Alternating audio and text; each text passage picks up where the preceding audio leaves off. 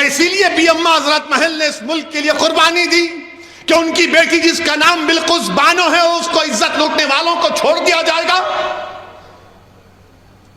कौन है बिल्किस बानो? 2002 में बिल्किस बानो को गुजरात के उस प्रोग्राम में, जेनोसाइड में, बिल्किस बानो को उसके पड़ोसियों ने उसकी इज्जत लूटी। वो बिल्किस बानो जो पड़ोसियों को चचा कहती थी, उन चचाओं ने बिल्किस बानो की इज्जत लूटी। वो बिल्किस बानो जिसके हाथ में चूड़ियां थी, उसने उसकी इज्जत लूटने वालों की दुकान से उस वक्त चूड़ियां पहनी हुई थी, उसने उसकी बिल्किस बानो की इज्जत लूटी। बिल्किस बानो हामिला थी जब उसकी इज्जत लूटी गई। बिल्किस बानो की 3 साल की बच्ची थी जिसको उसकी सामने उस 3 साल के बच्ची को लेकर उसके सर को पत्थर से मारकर कत्ल कर दिया गया। उसके बाद बारी बारी से जालिमों ने बिल्किस बानो की इस्मत रेजी की। बिल्किस बानो के सामने उसकी मां को और 4 रिश्तेदारों की इज्जत लूट कर उनका कत्ल कर दिया गया। बिल्किस बानो बरहाना हो चुकी थी, कपड़ों का टुकड़ा लेकर आदिवासी भाइयों बहनों के पास भागते छुपते फिरी, वो कपड़ा दिए। बिल्किस बानो के शौहर ने अपनी बीवी को हिम्मत दिलाई। मैं सलाम करता हूं बिल्किस बानो के शौहर को।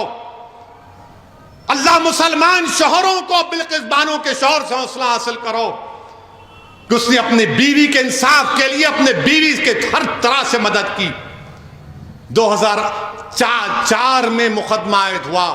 पुलिस बिल्किस बानो की कहानी को यकीन नहीं कर रही थी। बिल्किस बानो ने पुलिस के खिलाफ केस किया। मेडिकल डॉक्टरों ने झूठी रिपोर्ट दी, बिल्किस बानो ने इनके खिलाफ रिपोर्ट की, मुकदमा किया। उसका मुकदमा गुजरात से बाहर मुंबई में हुआ। ट्रायल कोर्ट में सजा हुई, फिर बॉम्बे हाई कोर्ट में उनको सजा दी गई। मेरे अजीज दोस्तों और बुजुर्गों, 75 साल की आजादी का अमृत उत्सव मना रहे हैं और भारत की एक बेटी के साथ इस तरह का सलूक कर दिया जाता है कि अगर किसी की बेटी की इज्जत लूटी जाएगी और उसको कहा जाएगा कि क्या तुम राजी हो कि तुम्हारी बेटी की इज्जत लूटी गई, उसकी बेटी को कत्ल कर दिया गया, उसके पेट में जो हमल था वो जाया हो गया, उसको चंद साल के बाद छोड़ दिया जाएगा, तुम राजी हो? तो कोई बाप, कोई मां, कोई भाई, कोई बहन तैयार नहीं होगी, कोई इंसान तैयार नहीं होगा। जिसके दिल में इंसानियत जिंदा होगी वो कहेगा कि नहीं, ऐसे जालिमों को जेल में सड़ाना चाहिए। मेरे अजीज दोस्तों और बुजुर्गों, इस बात की हमको तकलीफ है कि आजादी का अमृत उत्सव तो मना रहे हैं, मगर बिल्किस बानो कह रही है कि मेरा गम फिर से ताजा हो गया, इंसाफ पर से मेरा एतमाद कमजोर पड़ गया। बताओ प्रधानमंत्री आप क्या करेंगे? और रिव्यू कमेटी जो क्लेमेंसी दी गई सीआरपीसी में है, कानून में गुंजाइश है कि अगर कोई कैदी इतने साल जेल में रहता है तो हुकूमत के पास इख्तियार है। कमेटी बनाई, रिव्यू कमेटी। रिव्यू कमेटी में कौन है? भाजपा के 5 लोग, 2 एमएलए उसमें, और एक साहब तो गोधरा के ट्रेन के उस वाक़े में प्रोसिक्यूशन के विटनेस थे, वो मौजूद।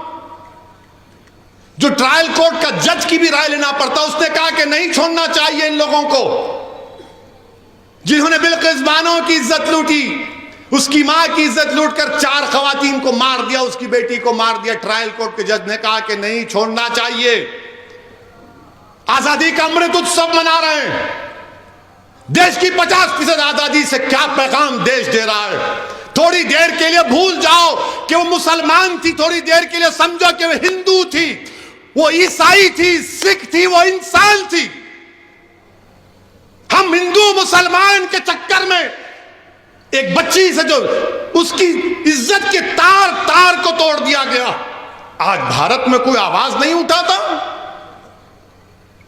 कहां गया वो जज्बा, वो रोड पर आना, वो एहतजाज करना? कुछ नहीं। क्यों? क्या उसका नाम बिल्किस है बोलकर?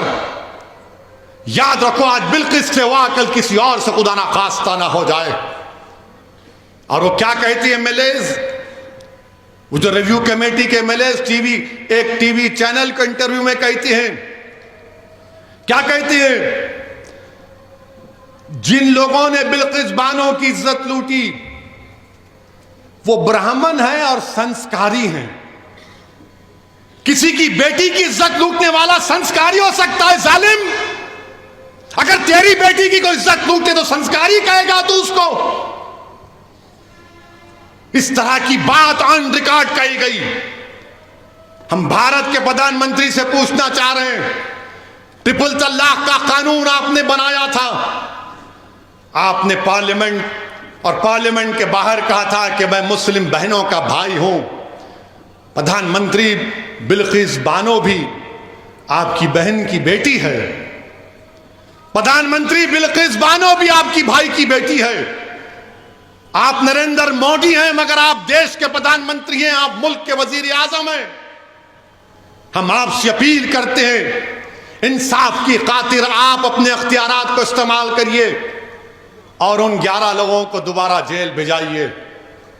वो बिल्किस लाचार और यतीमी की हालत में आज कह रही है कि मैं दुनिया से बात नहीं करूंगी, मैं दुनिया से बात नहीं करूंगी, इंसाफ पे से मेरा भरोसा उठ चुका है। हम वजीर आजम से अपील करते हैं, मुल्क के वजीर आजम से हर शख्स अपील करता है कि भारत के प्रधानमंत्री, तारीख में आपको किस तरह याद किया जाएगा वो आप फैसला कर लो। आप 2 इलेक्शन जीत चुके हैं मगर ये इंसाफ का मामला है, ये इंसाफ का मामला है वजीर आजम। आप मुल्क के 133 करोड़ अवाम के वजीर आजम हैं, आप सिर्फ वोट डालने वालों के वजीर आजम नहीं है, देश के प्रधानमंत्री। आप अपने अख्तियारात को इस्तेमाल करो। बिल्किस बानो अपने घर से निकलने से डर रही है।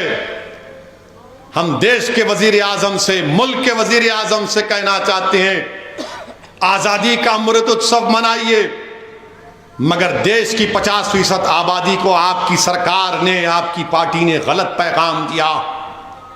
ये खवातीन से नाइंसाफी है।